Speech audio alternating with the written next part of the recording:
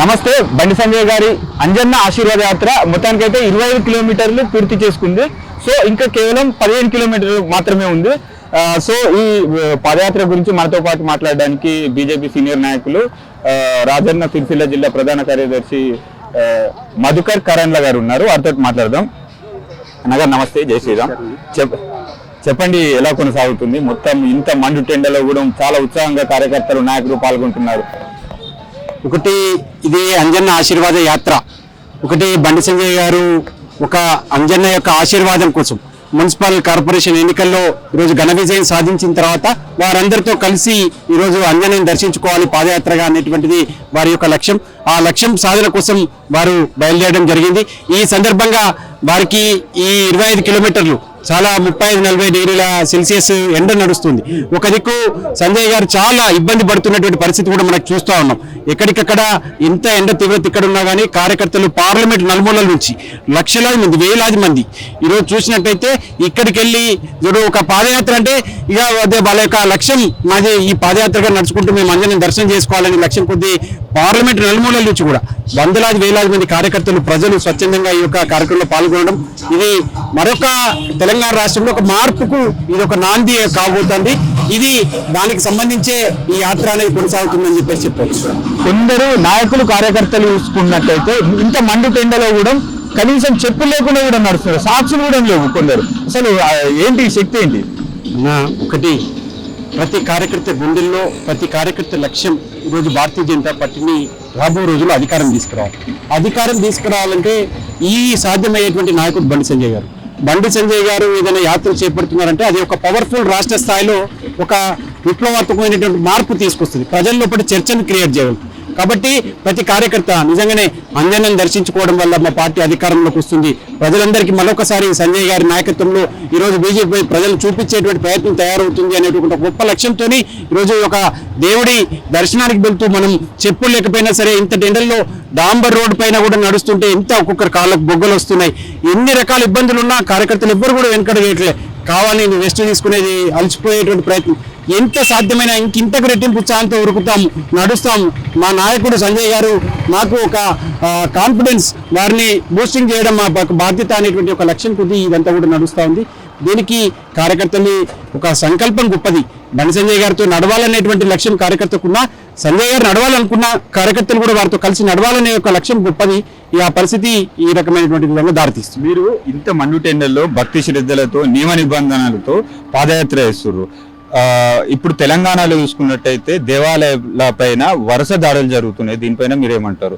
ఎందుకు భద్రత ఎందుకు లేదు? దేవాలయాలను ఎందుకు టార్గెట్ అవుతున్నాయి? ఒకటే తెలిసినటువంటి విషయం, అందరూ కూడా కాంగ్రెస్ ప్రభుత్వము ఈరోజు ద్వంద్వ వైఖరి, వారి యొక్క సెక్యులర్ విధానాన్ని ఈ పరిస్థితిలో ఉంటుంది. ఈ సెక్యులర్ పద్ధతిలో వారు ఏంది ఈరోజు ఓటు బ్యాంకు రాజకీయాలు పాల్పడడం తప్ప వారు ఒక వర్గాన్ని కొమ్ము కాసేటువంటి ప్రయత్నం చేస్తారు. ఈ కొమ్ము కాసేటువంటి ప్రయత్నం లోపల ఈరోజు ఒక ముస్లిం చాందేశవాదులు కావచ్చు, లేకపోతే మిగతా వాళ్ళు కావచ్చు, ఈరోజు దేవాలయం మీద దాడులు జరిగితే వాళ్ళని ఒక పిచ్చోళ్ళను తెలియనటువంటి మతి స్థిమితం లేనటువంటి వ్యక్తి దాడి చేసినట్టుగా క్రియేట్ చేసేటువంటి పరిస్థితి ఈరోజు ఈ ప్రభుత్వం. దేవాలయాన్ని ఎందుకు టార్గెట్ చేస్తుంది? అది ప్రభుత్వం ఒకటి కాదు, రెండు కాదు, హైదరాబాద్ సిటీలో ఇప్పటి వరకు దాదాపు ఒక 20 దేవాలయాల మీద దాడి జరిగింది. ఆ ఒక్కడే దగ్గర కాదు, రాష్ట్రం మొత్తంలో కూడా జరుగుతున్నటువంటి సందర్భంలో ఇక్కడ ఇంటెలిజెన్స్ వ్యవస్థ ఫెయిల్ అయింది, పోలీసు వ్యవస్థ ఫెయిల్ అయింది. ప్రభుత్వమే పూర్తిగా పక్షపాత హిందువుల పట్ల పూర్తిగా నిర్లక్ష్య వైఖరి ఉండడం. ఈరోజు ఎవరు ఏం జరిగినా ఒక చిన్న సంఘటనలకే రియాక్ట్ అయ్యి ఈరోజు కొడుతున్నటువంటి చంపుతున్నటువంటి పరిస్థితి కూడా తయారవుతున్నా కానీ ల్యాండ్ ఆర్డర్ కంట్రోల్ చేసే పరిస్థితి ఈ యొక్క ప్రభుత్వం చేయట్లేదు. ఈ ప్రభుత్వం లోపాయికారి, అంటే ఈరోజు ఎంఐఎం పార్టీ, ఈరోజు కాంగ్రెస్ పార్టీ లోపాయికారి ఒప్పందంతో ఈరోజు ఒక వర్గాన్ని కొమ్ము కాస్తూ వాళ్ళని ఎలాంటి ఒత్తిడి లేకుండా వాళ్ళ నాయకులు రోడ్డు మీదకి వచ్చి కనీసం ఎవరైనా ట్రాఫిక్ చలాన్లు వేసినా, లేకపోతే ఇంకేదో చేసినా, లేకపోతే పోలీసులు ఆపబట్టినా, లేకపోతే ప్రజలకు ఇంకేదైనా ఇబ్బంది కలిస్తే అడిగినా కానీ భౌతిక దాడులు చేసినా ఈరోజు వారిని అడిగేటువంటి పరిస్థితిలో లేకుండా. అంటే ఇక్కడ ఉన్నటువంటి ప్రభుత్వం చేతగాని ప్రభుత్వం.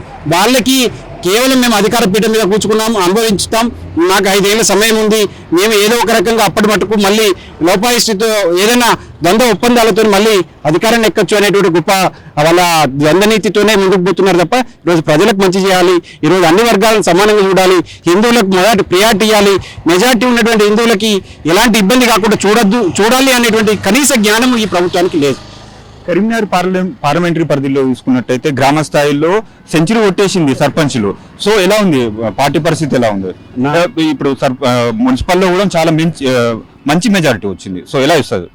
మీరు ఒకసారి చూస్తున్నారు స్థానిక సంస్థల ఎన్నికల నుంచి చూసినట్టయితే పార్లమెంట్ పరిధిలో 150 పైన సర్పంచ్లు, 200 పైన ఉప సర్పంచ్లు, దాదాపు 2100 వరకు వార్డు మెంబర్లు, ఈరోజు మొన్నటి కార్పొరేషన్ కైవసం చేసుకోవడం, ఈరోజు వెమ్లవాళ్ళు చాలా దగ్గర వరకు వచ్చి పోవడం, ఇట్లాంటివన్నీ కూడా అంతకంటే ముందు ఎమ్మెల్సీ ఎన్నికలు జరిగినాయి. ఈరోజు కరీంనగర్ బేస్ని ఆ 2 ఎమ్మెల్సీ స్థానాలు కూడా గెలిచి అంటే కరీంనగర్ మార్పుకు తెలంగాణలో భారతీయ జనతా పార్టీ యొక్క వైభవం రావడానికి కరీంనగర్ కేంద్రం అనేది 100% కాబోతుంది. ఈరోజు కరీంనగర్ కేంద్రంగానే ఈరోజు బండి సంజయ్ గారి నాయకత్వంలో ఇది రాష్ట్రమంతా ఇదే ఉత్సాహాన్ని తీసుకురావాలనే ఒక తపనతోని వారు కష్టపడుతున్నారు. వారికి తోడుగా కార్యకర్తలందరం కూడా కష్టపడుతున్నాం. అది రేపు మనకు భారతీయ జనతా పార్టీకి రాబోయే 2029 ఎన్నికల్లో ఈరోజు పీఠం మీద కూర్చోబెట్టడానికి నాంది కాబోతుంది. ఓకే, ఇప్పుడు ఆ లోపు ఇప్పుడు జిహెచ్ఎంసీ ఎలక్షన్స్ ఉన్నాయి. మనం చూసుకున్నట్టయితే అక్కడ ఎంఐఎం ఉంది. ఇప్పుడు కరీంనగర్ లో వచ్చిన రిజల్ట్ అక్కడ జిహెచ్ఎంసీలో వచ్చే అవకాశాలు ఎంతవరకు ఉన్నాయంటారు?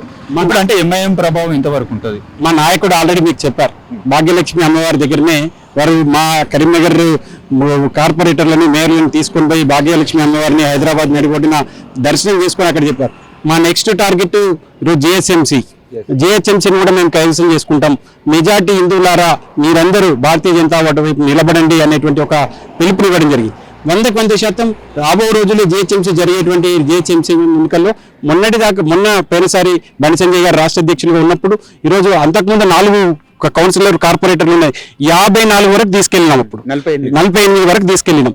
ఇప్పుడు దాన్ని కంపల్సరీ ఆ పీఠాన్ని కూర్చుండబెట్టే విధంగా మేయర్ స్థానాన్ని కైవసం చేసుకునే విధంగా మా యొక్క ప్రణాళికలు అవన్నీ కూడా రచన జరుగుతుంది. తప్పకుండా జిహెచ్ఎంసీలో కూడా మళ్ళా గల్లీ ప్రతి కార్యకర్త జిహెచ్ఎంసీకి పోతాడు, కష్టపడతాడు, పని చేస్తాడు, ప్రతి ఓటర్ని బతిలాడతాడు, రిక్వెస్ట్ చేస్తాడు. మనం కాపాడుకోకపోతే భారతీయ జనతా పార్టీని గెలిపించుకోకపోతే మనకు ఉనికి లేదు. ఈ కాంగ్రెస్ కుటిల నీతి ఈరోజు ఎంఐఎం చేసేటువంటి అరాచకాలని ప్రజలకు వివరించి గద్దెనెక్కేటువంటి ప్రయత్నం, జిహెచ్ఎంసీని కైవసం చేసుకునేటువంటి ప్రయత్నం తప్పకుండా భారతీయ జనతా పార్టీ చేస్తుంది. అది ఆ సారథ్యాన్ని సంజయ్ గారు తీసుకుపోతారని మేము విశ్వసిస్తున్నాం. అది సాధ్యమవుతుందని మేము అనుకుంటున్నాం. Thank you. All the best అన్న. ధన్యవాదాలు.